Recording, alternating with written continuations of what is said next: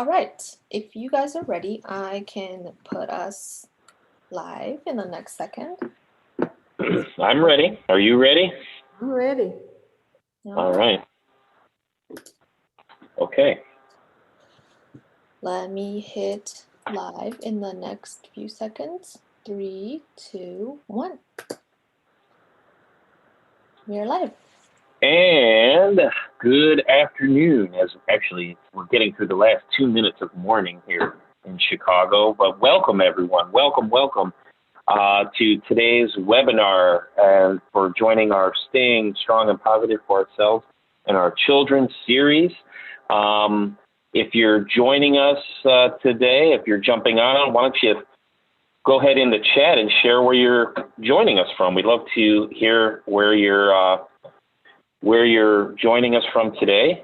So feel free to pop that in the chat. I see Myra's here from Oakdale, Emily from Waynesburg, Pennsylvania. Hey, Dee, you're from Chicago. That's awesome. Nice to see you. I'm in Chicago. I'm in Hazelcrest. Decatur, Illinois is in the house today. Let's see who else. We're going to take another minute to let folks join before we jump into today's topic. Hello, Danielle from Lynchburg. Hello from California. Pamela from DC. Already agreeing to the agreements. Michelle from Dallas. Maxine in snowy New Jersey. Goodness, yeah, I've heard. Deanne from California. Chicago we got some snow too, so we're no slouch ourselves. Or as Chevy Chase put it, actually, I'm a terrific slouch. Larissa from Michigan. Lawan Macy from WDC. What's WDC? Washington, D.C. Hey, I can go on Jeopardy. Glenda from Newark, Tess from Wisconsin. Wow, we got folks from all over today. That's great. Denise from Maryland, welcome. It's 12 o'clock, so why don't we move on to the next slide and get things started. Introduce our topic from today. Hi, Dawn from PA. There it is. Read Me a Story, a guide to reading to and with children.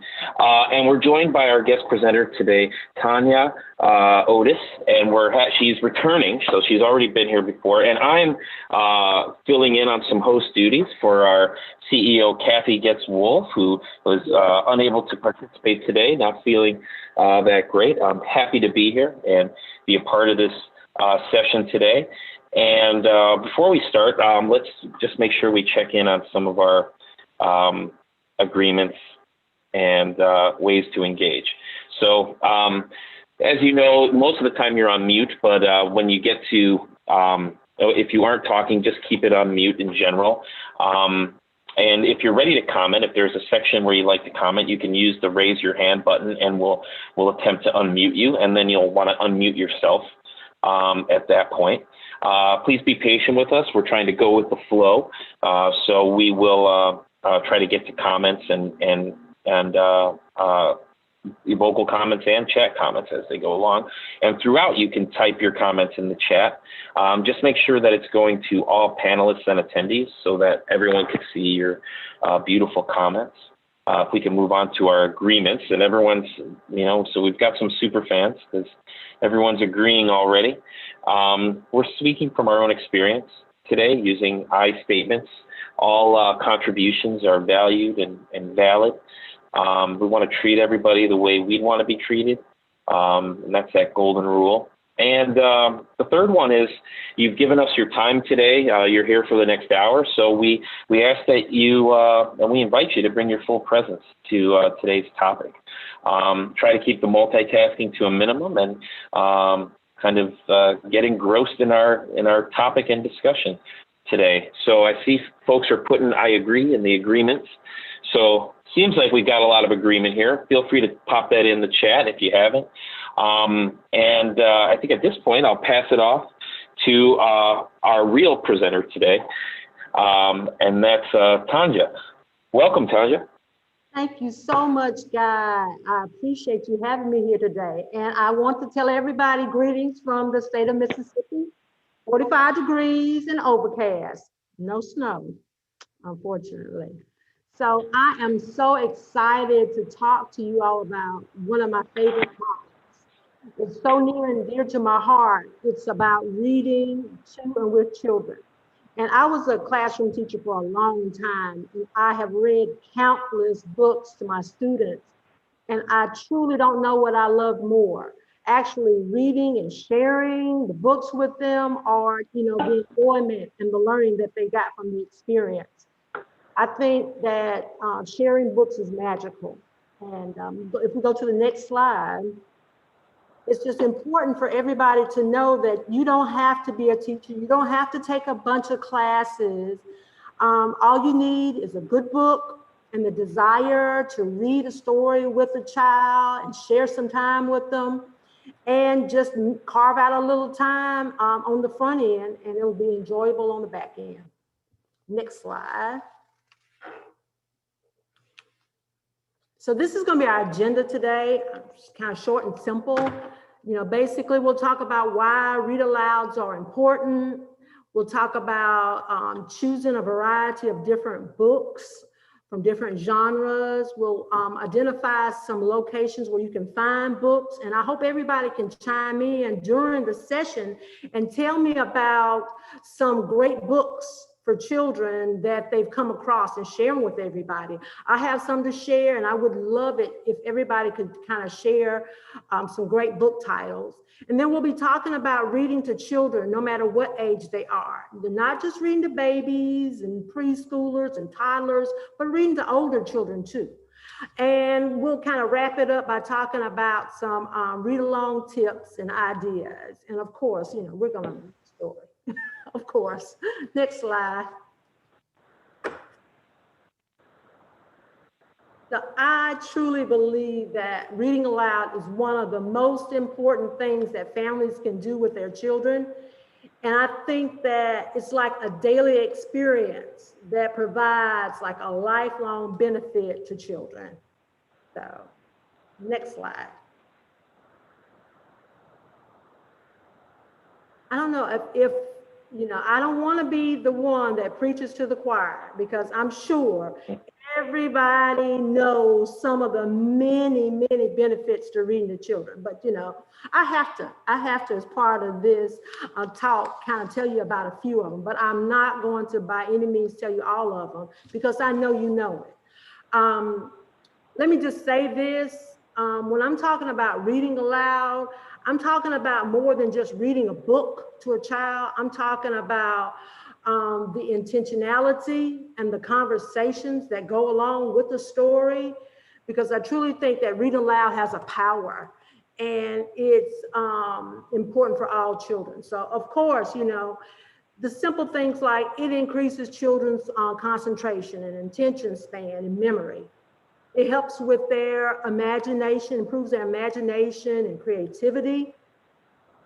Also, it kind of fires the brain up because it helps with children's ability to think and understand.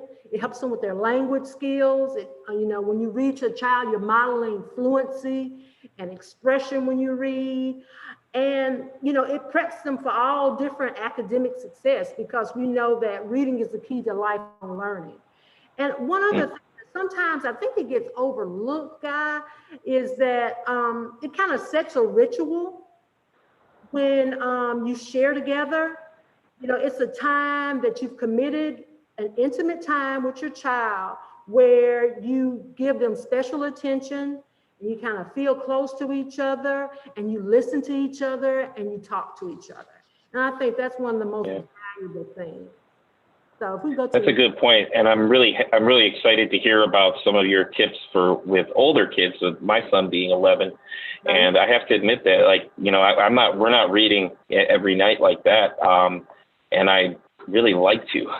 So I'm interested in getting to that. But and don't forget those rituals also create good snuggling time, which I value also.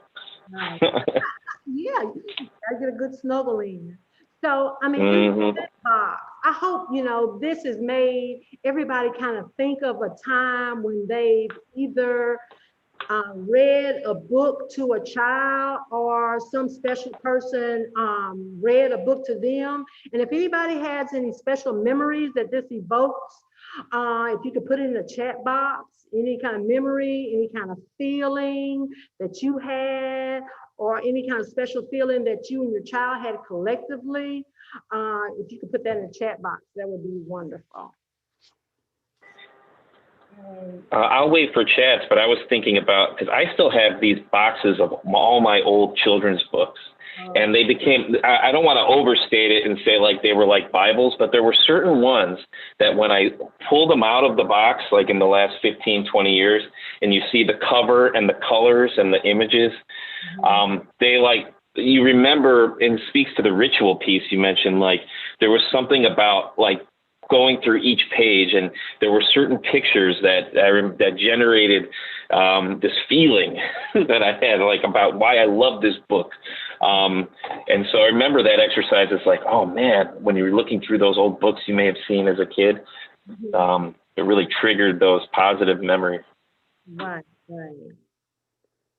I think we have a few people. We have some comments too, Deanne, and I'll get to you too, Morgan. I have great memories of my mom telling me stories. I remember the closeness and bonding I felt with my mom. And Morgan, that is Morgan, right? My mom always read a book to us before bed, so that's something I want to continue.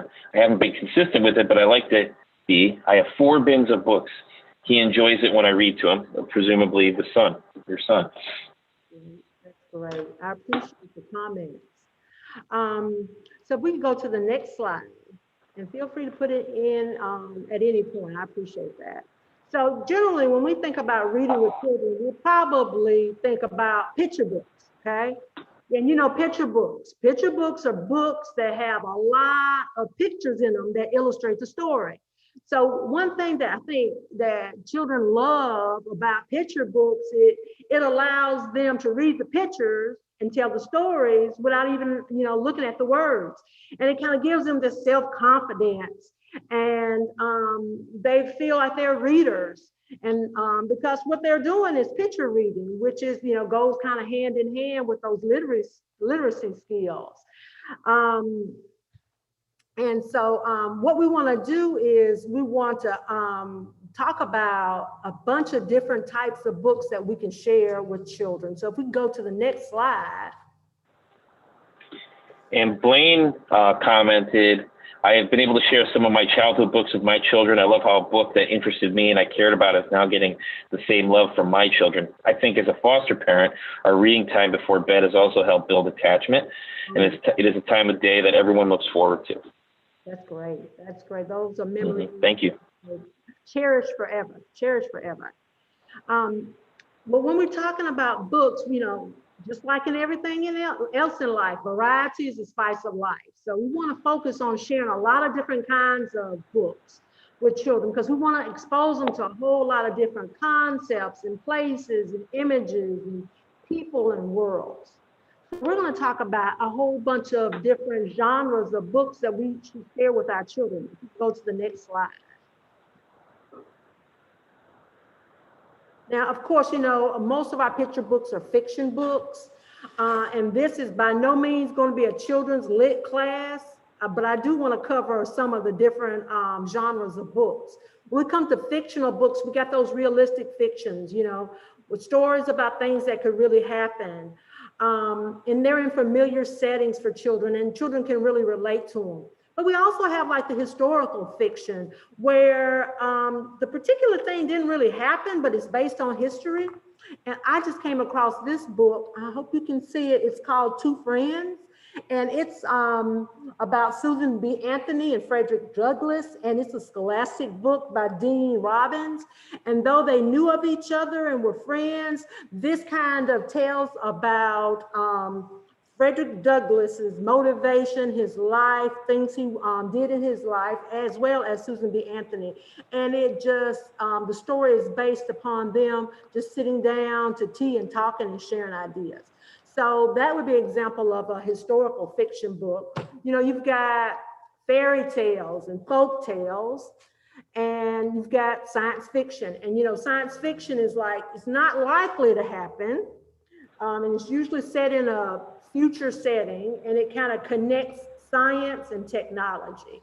So that's another good genre. And it has books, science fiction. There are a lot of books that are for younger children as well as older children. Okay, next slide. And then we've got fantasy. You know, that's the magical, the super natural elements in it. And those are a list. There are some books that you might know about, like The Wrinkle in Time and books like that. But there are a lot of other books like Dragons Love Tacos. That's more of a, like a New York bestseller. That's a more modern book, but it is fantasy. And we've got other genres like mysteries. One good thing about mysteries and books that solve crimes, it's a lot of concentration and memory and critical thinking when it comes to reading books like that. So next slide. And please feel free, if you know of any books in any of these genres that you would recommend or you have read to your child or that you enjoy yourself, please put them in the chat. And also, I think a genre that is neglected by a lot of people is nonfiction. And nonfiction is such a rich area of literature. You know, that's the factual information. It kind of describes and informs, and there's such a good vocabulary that comes out of reading nonfiction books. Oh, Goosebumps, I see that. That's a good one. Okay, next slide, please. And one I love are biographies. That's one of my personal favorites. I love to hear the stories of people's lives. I've always been like that, and I find them to be, most of these biographies for children to be so inspiring. One of my favorite artists is Frida Kahlo, and her book for children, you know, it kind of focuses on overcoming adversity and making history and living your art, living your dream. But another one, I don't know if anybody's come in contact with this one, Steph Curry's book, The Boy Who Never Gave Up. It's the story, you know, we know that Steph Curry is an MVP in the NBA. Mm-hmm. And it tells the story, his story as a young boy. When he was in high school, they said he was too short to play. When he went to college, they said he was too weak to play. And then when he was trying to get into pros, you know, a lot of people were saying that he wasn't good enough. So these stories tend to kind of motivate and inspire children and tell you about other people's lives and kind of help children to relate to other people and, you know, look at themselves a little bit deeper. So let's go to the next slide. And also poetry, books of poetry. Poetry seems to be kind of overlooked by a lot of people when it comes to reading with your child, but that's a great genre for children. And I'm in love with this series, Iggy Peck, Architect, and Rosie Revere, Engineer. And I have one, Ada Twist, Scientist. And this one is by Andrea Bailey. And I'm just gonna open it up a little bit and read a page or two if you don't mind. Guy, can I read a little bit? I am totally for that, yes. Just a little. Ada Marie said not a word until the day she turned 3. She bounced in her crib and looked all around, observing the world, but not making a sound. She learned how to climb and made her big break with a trail of chaos left in her wake. She ran through the day, chasing each sound in sight, and didn't slow down until she conked out at night. Her parents were frazzled, but tried not to freak, and Ada grew bigger and still did not speak. Clearly, young Ada, with lots in her head, would have nothing to say until it was to be said.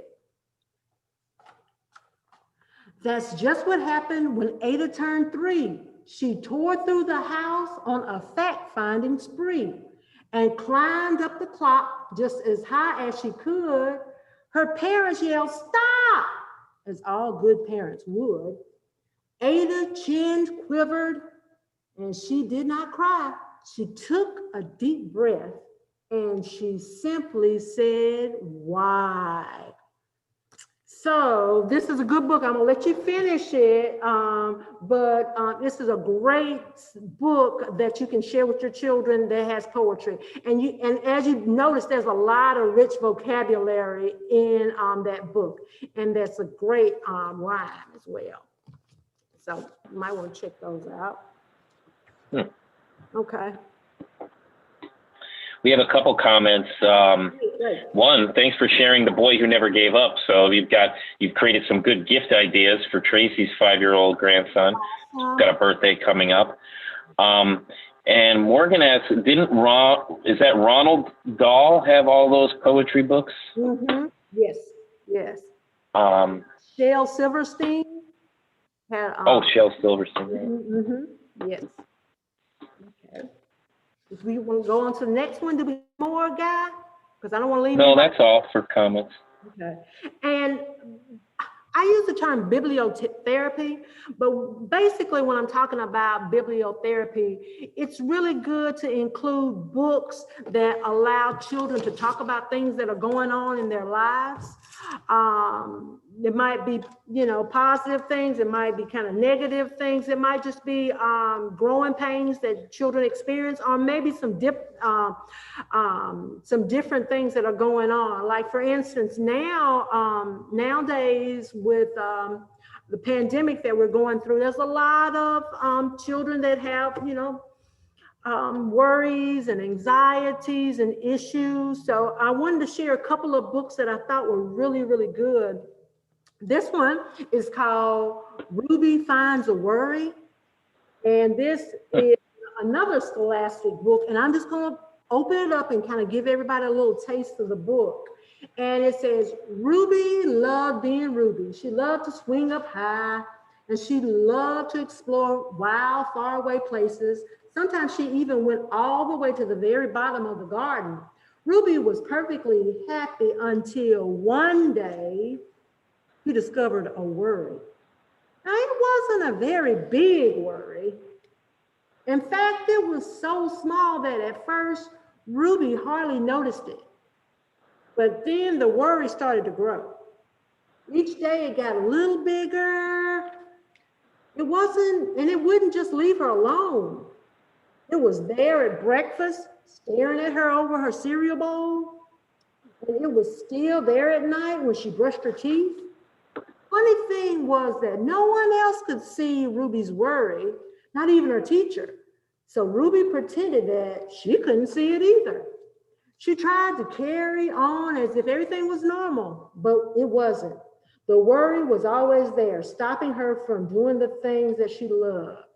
So I'm not going to read the whole book, but this is kind of give you an opportunity to start discussing worries and concerns and anxieties that children have. And you can share information from your current, what kind of worries and anxieties that you might have. And this could be a good springboard into conversation. And then this is another book, I Miss You. And it's first look at a morbid subject, but a subject that we all have to experience, death.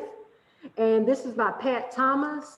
And basically, I'm just going to thumb through a few pages, like it just basically says that every day somebody's born and every day somebody dies, and how death is a natural part of life and it happens to all living things. And it kind of goes through, like in movies and in books, usually bad people die, but in real life, good people die too. And they talk about people die for different reasons. And then talk about funerals. And then they talk about when somebody dies, especially if the death is sudden, it's normal to think of things that you wish you had said or things that you wish you had done. And it also talks about to remind yourself about the loving, that person loved you for who you were, not the things that you did and said. And then it talks about people talking to you during this time. It poses questions that you could ask your child. And it talks about how people feel about death and their beliefs about deaths in different cultures. So I think this is a really good book that you could just have and share it with children when the time came. It's a nice segue to bring up conversation. Next slide. Yeah. And this one is The Invisible String.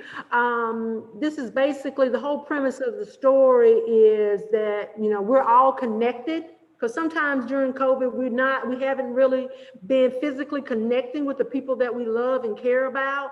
But in The Invisible String, it's just saying that we're all connected by an invisible string. And even though it's invisible, we can still feel it with our hearts.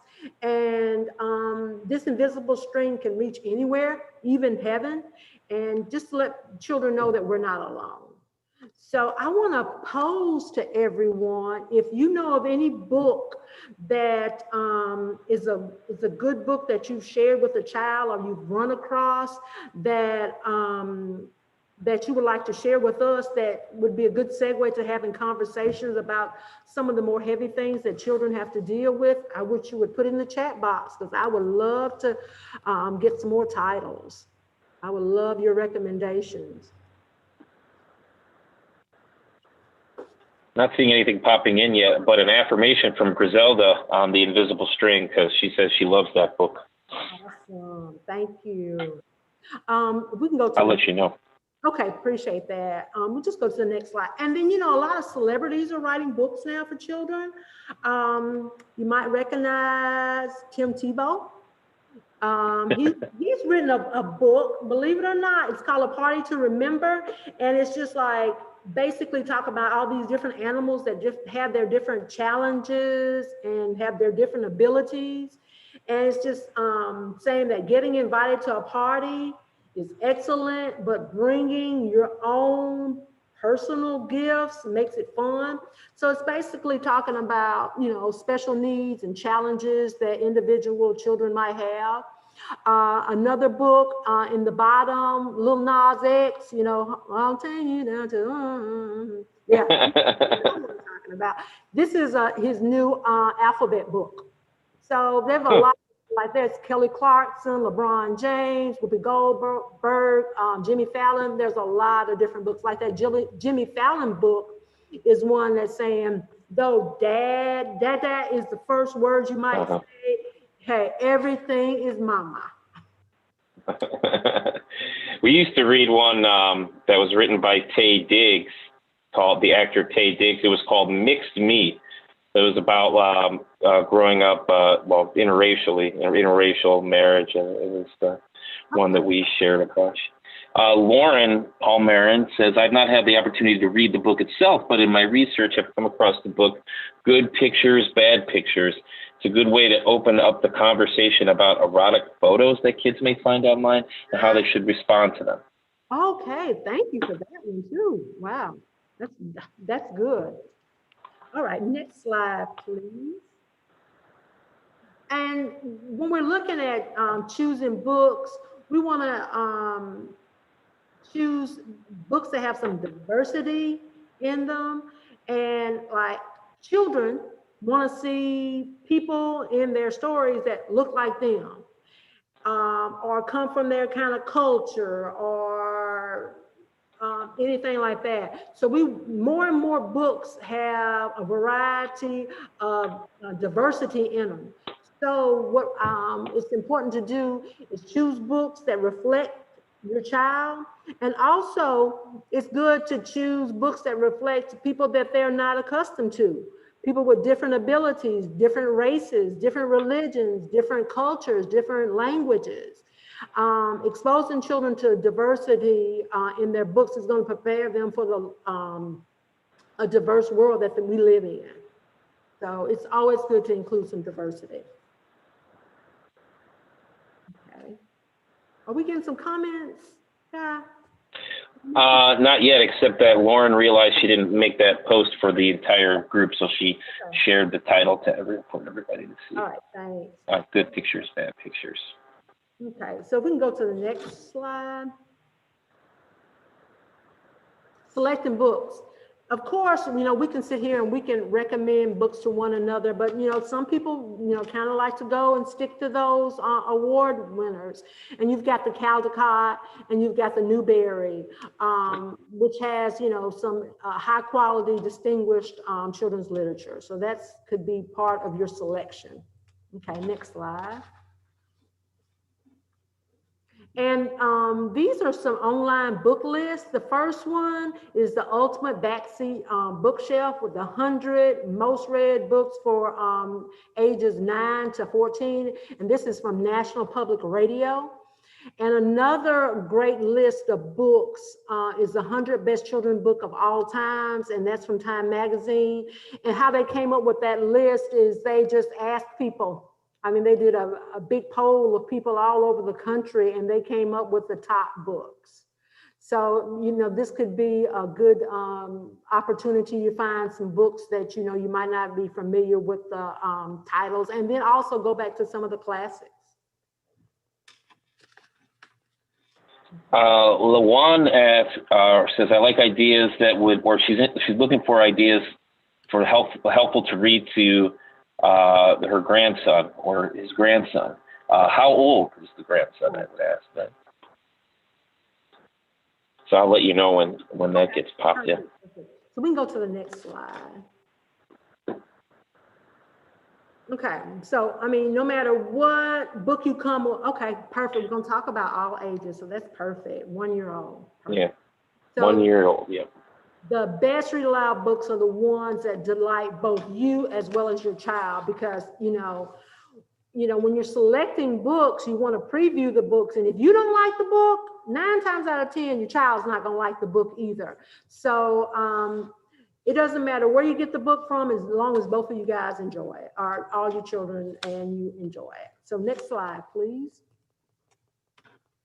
So what are there any book titles that anybody would like to share? Or if you could share one of your favorite books, I'm sure if you're like me, you might not know the author to your book, but if you could share one of your favorite children's books, no matter what age it was, it might be a chapter book, or it might be a picture book, it might be a sci-fi book, just any of your books. If you could share some of those titles that you enjoyed, or some titles that you would just like to share with us, that would be fantastic. Yeah, I'll let you know if something pops in. Something I've been thinking about a lot, Denise Marshall says Yoga Bug. I've never heard of that one, but that's pretty cool. I was thinking about the books that I used to read, the Encyclopedia Brown. Do you remember those? Yeah, I do remember that. Books, because they always had a mystery. Like there was something always in the story that you had to pick up that helped them solve it. And, so you were like, I'm trying to get my son into reading those. And I also used to love, they used to have these books that were picture books from the movies that I was really into, like Star Wars, and they would have the pictures from the movie and then read the story, Raiders of the Lost Ark and The Last Starfighter. And Deanne pops in, some fun chapter books my children liked were Fablehaven, Percy Jackson, I have heard of that one, and Magic Treehouse. Good books. Thank you so much. Thank you, Deanne. Got some more comments. Blaine Smith, Good Night Moon is a favorite here. Oh, definitely. We also like the Pigeon books by Mo Willems. Oh, yeah. My 7-year-old daughter loves reading and listening to Junie B. Jones books. Yeah. Tess has shared The Family Book by Todd Parr. Is a great book that she shares with her Head Start families, discussing what a family might look like and how everyone's families looks different for everyone. Good Night Farm, Cotter, Choose Your Own Adventure books. Yeah, I used to love those too. I'm not sure if I got the Good Night Farm right. Is it Good Night Farm and the author is Totter?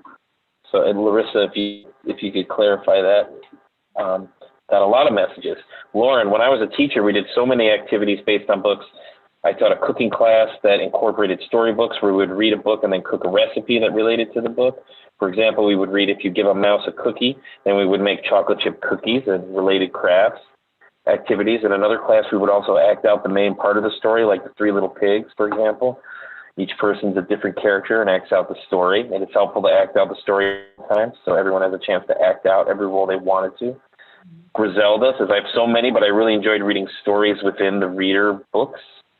I don't really recall the names of the books, but my grandma gave them to me. And Denise said, Yoga Bug taught my 4-year-old granddaughter to breathe like a bee and reduce temper tantrums. Deanna, a fun picture book my grandchildren like is The Wonky Donkey. That's all I've got on the right now. Great name for a book. One of the books I've always loved is, you know, how you have the different versions of the book, like the 3 little pigs. They have the different versions, like the Big Bad Pig and the 3 little wolves, and all the different variations from different cultures and everything like that. I love those kind of books. Those are great, and my students would love when I read those, and we kind of compare and contrast the stories. Okay. All right, thank you all so much for that great information. I'm going to do a lot of research on those books. If we can go to the next slide. So we're going to talk about some tips and ideas for children of different ages. So if we could go to the next slide, we're going to start with babies, reading to babies. We start early and read often, you know, and, you know, some people are reading in the womb as well. So we want to start, it's never too, your child is never too young to start. Now, babies, you know, they're listeners. So when you're selecting books for babies, you just looking for simple text. Some rhyming, some repetition would be good. It's a great opportunity to introduce concepts like color, letter, shapes. It would be great if you could find an interactive book, maybe a book that have pop-up in it or a little flap that they could open. Of course, you know, babies, you know, they want to put things in their mouth and they want to touch it. So board books, vinyl books, cloth books will be great. Bright colors and shapes, you know, just any kind of book. I mean, you can sit there and read the paper with the child. It doesn't really matter. You know, they're going to just copy some sounds. They'll be learning words. It's all about communication. But the main thing is about making connections with your child. And they're being connected to the most important people in their lives, you all in the family. So we can go on to the next slide. Toddlers, woo, toddlers. We all know about toddlers. When we're looking at books for toddlers, we want to look for text and illustrations that are a little bit more complex than those ones for babies. Ones that have a lot of familiar objects, still with the rhyme and the repetition. Now, we don't expect a toddler to sit through a long book. You know, it's going to be something that you might have to approach by reading a little bit throughout the day, right? And it's also good to save a book for just before going to nap time or just before bed, so it can be an opportunity to kind of settle them and calm them down. Also, they're going to need a very interactive reading a long time. So let them turn the page. You might not read word for word. Maybe you might paraphrase throughout it. Talk about the pictures. And you know what? You really need to ham it up. Make sure you have all that expression. Make sure you bring a lot of life to your reading. But one thing about it, if they're not feeling it, don't force it. Okay, next slide. Now, one thing about it, rereading. Rereading is something that you might not want to do, but it is so important for children. It helps them get a deeper understanding. It helps them make more sense of what's been read to them. You know, it's just like us. If we have a favorite book, we like to go back to that book again and reread it, or even portions of the book. Same thing with children. That repetition helps with their memory of it, and it helps them get a little bit more engaged in the book. And it helps them spend a little bit more time with the characters in the book, and helps them be a little bit more connected to the story. So don't pull your hair out when they want to hear that book for the 50th time. Remember, they're learning a lot and connecting through that. Next slide. And also, you can talk about the concepts of print. When you're talking about a book, you talk about the front and the back and the spine. You talk about the title. You can mention the author in the story. You can also talk about letter. They have letters, and we have words, and we have punctuation, and how to hold a book, where we start reading from, and how we turn pages. All those concepts can be talked about and introduced, you know, as early as toddlers. It just kind of depends on your child. Next slide. And it's okay for them to interrupt. Sometimes we're so interested in trying to get through that book that we ignore a lot of the comments and the questions that the kids have. So if you find yourself saying, oh, okay, look, I'm trying to finish this book, like, let me finish the book, or let me finish this page, stop and ask them to go ahead and share, ask, or make comments. And if they're not engaged with the words, ask them about the pictures. What do you see going on in the book? What is this? What's happening in this picture? What do you see in this picture? Point to things and invite them to narrate for you. Next slide. When it comes to reading to preschoolers and kindergartners, let them help you start selecting the books. Okay, you know, when they were younger, you selected appropriate good books for them. Now let them start. Look for books that have simple stories and basic plots. As I think somebody mentioned in the chat earlier, like Dr. Seuss, those rhyming books, preschoolers and kindergartners love those. They're starting now to look at universal themes. So find universal themes like friendship and going back to school and things like that. Talk about the interesting words, vocabulary building. One thing about reading stories is that it's a different type of vocabulary than we usually have in our day-to-day conversations. It's a more rich, more advanced vocabulary. So this is a perfect opportunity to help children learn a lot of new words. And at this point, you might want to start pointing to the print. And you might even want to locate some wordless books and let the children tell the story to you and have them read the story. And also for your kindergartners, you know, they can take the longer stories, and also you can share a lot of different characters they're in a lot of different situations. So this is a really good age to explore their interests. Next slide. So when it comes to, before you read a story, ask the children to predict by looking at the cover and listening to the title. What do you think this book is going to be about? Might be an opportunity for you to share an experience, or they might share some kind of experience. Preview the story. And also you can go on a picture walk if you want to. Some people do a picture walk where they actually kind of go and thumb through the book, and they kind of talk about what, you know, make some predictions about the story. Next slide. And then during them, point to the pictures and the important words. They can make predictions about what's going to happen next. Ask them questions. Listen to their questions that they might have or their comments. Next slide. And also at the end, give them an opportunity to retell the story. Share some experiences that relate to the story, and then ask how they felt about the story. If they liked it, and why did they like it? If they didn't like it, find that out as well. Next slide. And then when it comes to school-age children, you know, more complex plots, a lot more nonfiction at this age, silly stories, chapter books, characters that they can relate to, and books that focuses on the challenges that they experience. Next slide. I have this very short video with Rebecca Bellingham, and she's an instructor, and she's going to talk briefly about why we should be reading aloud to children. So if everybody could check out this TED Talk, I'd appreciate it. It's on the next slide.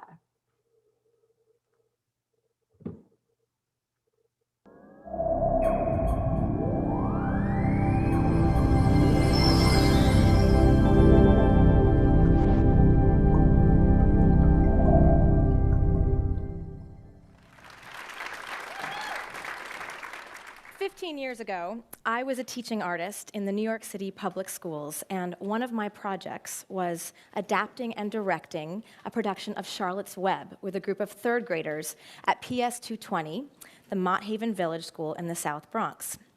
As a way to begin our work together, I read aloud the first chapter from E.B. White's famous and beautiful book.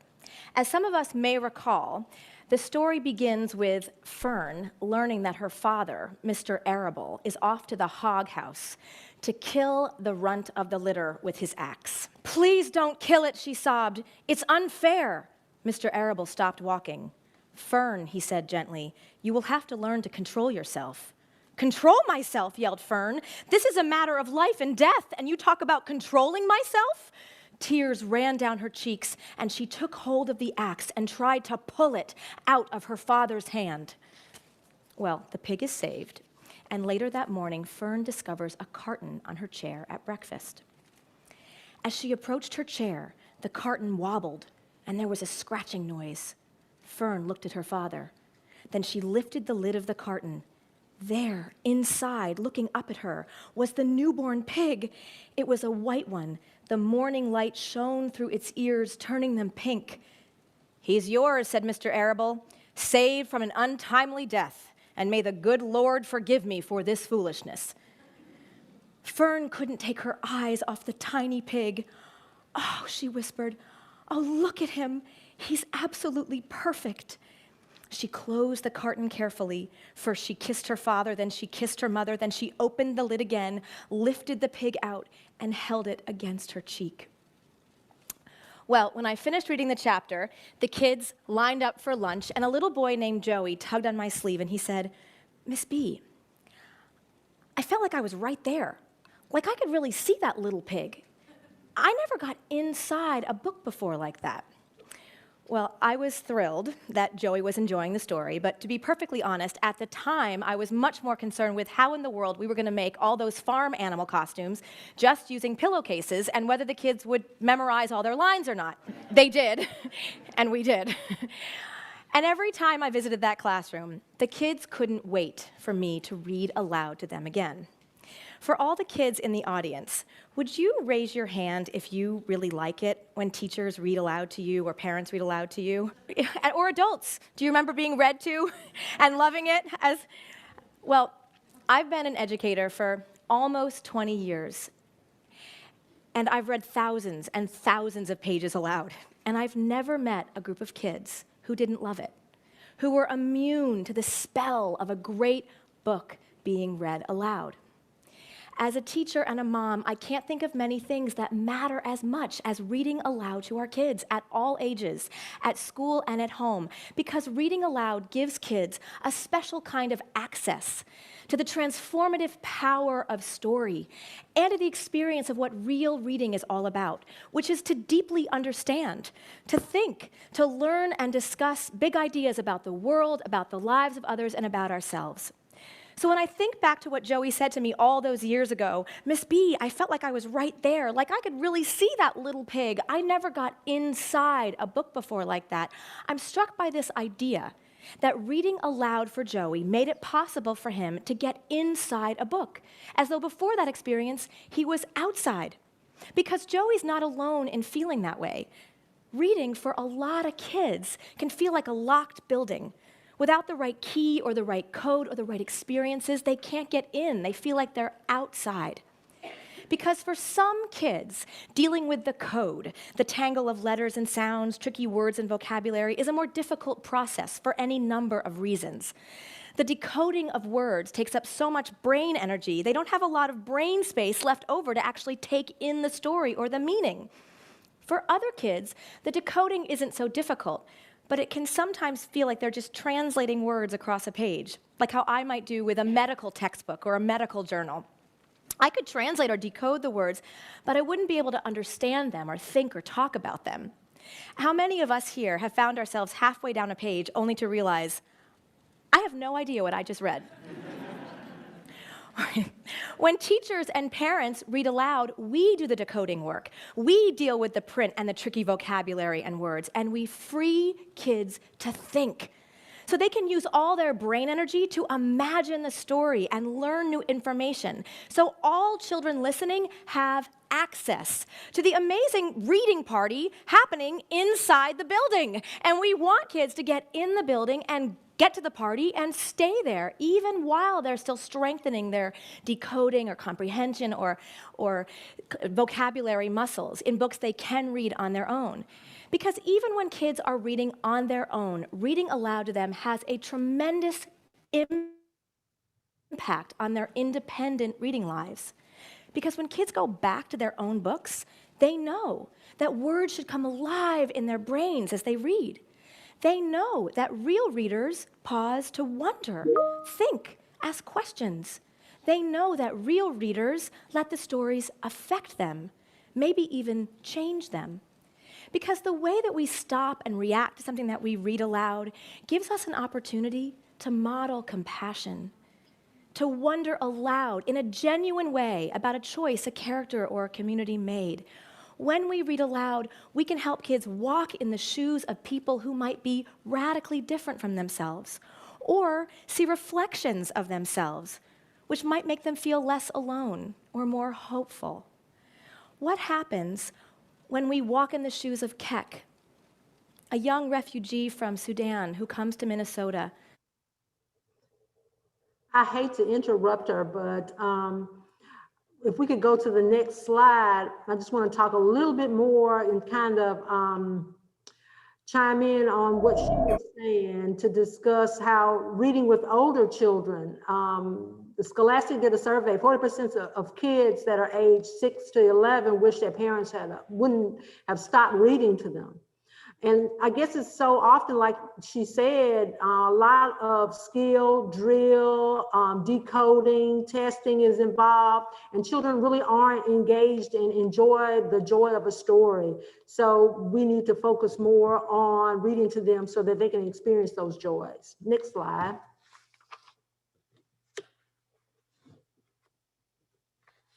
So it's about talking about the books. Making it part of our conversations. Next slide. And one thing you can do is have a family book club. I don't know, Oprah's got a book club. Some of your neighbors are probably in a book club. So have you ever thought about having a family book club? Everybody will read the same book, or you read the book to different members of the family at some point, and then you discuss it, and you might do some activities. Just pick out a book, set up a schedule, prepare a meal, or you might eat something that was referred to in the story, and then you just discuss the book and do activities. You might have some cute decorations, and then, like, if it's one of those movies that was books that was turned into a movie, it might be an opportunity for you all to watch it. It's a good way to extend that storytelling. Next slide. That's a cool idea. I never thought of that. So it's about getting connected. We want children to think about how it connects to their own experience, what it makes them think about, what they remember. Yes. Next slide. And I've got this great book at the end. That's why I'm flying now, so I can get to it. It's about retelling. So if you don't know, if you're working with families and they don't know how to retell a story, that is a YouTube site where they can go and have an explanation on how to retell a story. Next slide. And there's games you can play. You can make a retelling bracelet. You can make a die, and you can ask them questions about retelling a story. Next slide. And make it a family affair. Like the little kid is over there, the dad's in front of the TV, the kid's like, Dad, can you read? Never sees him reading. He doesn't know if he can even read. So, we've got to lead by example when it comes to reading. Next slide. So reacquaint yourself with some good reading. Next slide. I think we're about to. And Maxine writes that she has her children read 2 books a month and write essays for each. Wow. And then when other people, when people are on the phone or they do the video chatting with you, get your other family members involved. Let them read stories to your children. That might be something that a family member that's away can do, like on a nightly basis or a weekly basis. Okay, next slide. So at least 15 minutes a day, give it a try. I think this is the last slide.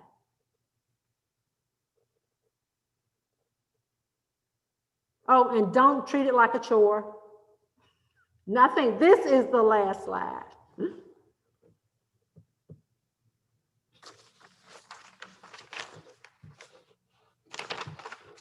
Next slide.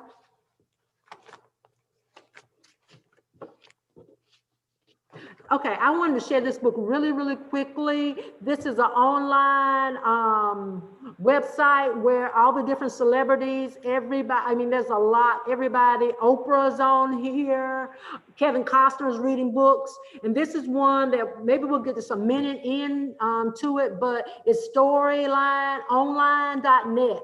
So let's listen to this story really quickly. Next slide.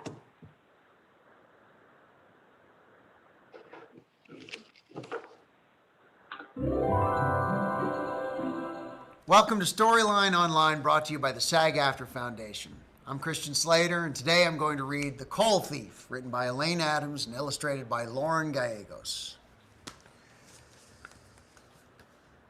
One morning, Georgie went into the kitchen. He poked around the pot-bellied stove, hoping to find a stray lump of coal. "Don't bother, Georgie," Mama said. "There's been no coal for 3 days." "But I'm cold," he shivered in the icy kitchen. "Put your coat on." Georgie took his coat down from the hook. "When's Papa coming home?" "He's fixing a broken rail line. He should be home for supper." Just then, the door burst open, and his friend Harley rushed in. "Grab your boots, Georgie. We're going on an adventure." Georgie hurried to put on his boots. "Where are we going?" "Train's coming." "Oh, Harley, trains come every day." "Not this train. Come on, we don't want to miss it." Harley had a wheelbarrow out front. They started walking down the road.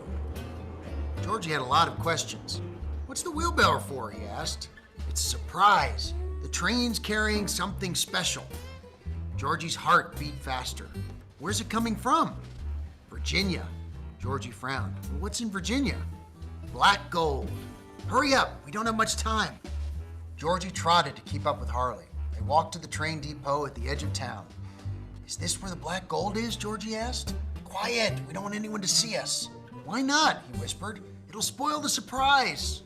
Harley crouched down behind a locomotive, so Georgie did the same. It was cold. Georgie's toes stuck out of the holes in his boots. The blast of a whistle made him jump. "Here she comes," Harley cried. A steam engine pulled into the station. Harley jumped up. "This way, Georgie." They ran along the tracks to the end of the train. Harley lifted him up the side of a rail car. Georgie looked inside. It was filled with chunks of coal, an entire mountain of it, black gold. Georgie looked down at Harley. "What should I do?" "Climb inside and toss some over." Georgie blinked. "Isn't that stealing?" Harley scowled at him. "Ain't you tired of being cold every morning?" "Yes, but..." "Don't be a chicken, Georgie, or I'll tell on you and say it was your idea." Georgie slowly climbed over the top and landed on the hard lumps. He picked one up and tossed it over. Harley caught it and set it on the ground. "Another," he said. Georgie grabbed 2 lumps and dropped them down. Harley grinned up at him. "It's going to be a long winter, Georgie. Keep it coming." Georgie began throwing the pieces faster and faster. Suddenly, the train gave a jerk. Georgie fell backwards. "Georgie, get out of there," Harley called. But the mountain of coal had swallowed him up. The train began to pick up speed. "Help me, Harley," Georgie shouted. He tried to push off the coal, but he just sank deeper into the pile. Then, Papa's head appeared over the top of the rail car. "Time to go, Georgie." Papa reached out his hand and pulled Georgie free. They sat on the edge of the rail car. When Papa said jump, Georgie jumped. Papa helped Georgie to his feet. "If I hadn't seen you boys head this way, you'd be halfway to Texas by now." Georgie craned his neck, looking for Harley, but his friend had turned tail and run. "Sorry, Papa." "You know stealing's wrong," Papa said sternly. Georgie nodded, feeling the shame curl his toes. They walked back to the little mountain of coal. Papa scratched his head. "Train's gone now. We can't get back the coal, but I've got an idea what to do with it. Help me load it. They rolled the wheelbarrow down the street to a house with a sagging front porch. This is Widow Colback's house, Georgie said. Papa handed him 2 large chunks of coal. Leave this by her door, then knock twice and run on back here. Georgie climbed the steps. The porch creaked under his weight. Dropping the coal, Georgie rapped his knuckles on the door and ran back to Papa. They hid behind some bushes. After a moment, Miss Colback opened the door. When she spied the coal, she lifted it up, holding it to her chest, and cried, "God bless you." Georgie's heart felt so warm it sent tingles right down to his toes. "Who else, Papa?" "Come on, the children's home is just down the road." They trundled the cart to a large brick house. Kids ran about in the yard. One of the boys came over to the fence. Georgie piled chunks of coal in his arms. "Thank you," the boy said. "We've been freezing all winter." He shivered in the thin shirt that he wore. Georgie hesitated, then took off his coat. "Here, take this. It's too small for me anyway." The boy's eyes grew wide. "You mean it?" Georgie nodded, piling the coat on top of the boy's arms. Papa had many more stops to make. By the time they got home, Georgie was covered in coal dust from elbow to ears, and there was only 1 chunk of coal left. "Who are we giving this last piece to?" "That's for your mother." Papa winked. "Maybe she won't notice you gave away your good coat." They reached the porch. Georgie climbed the steps, but Papa turned to go. "Aren't you coming in, Papa?"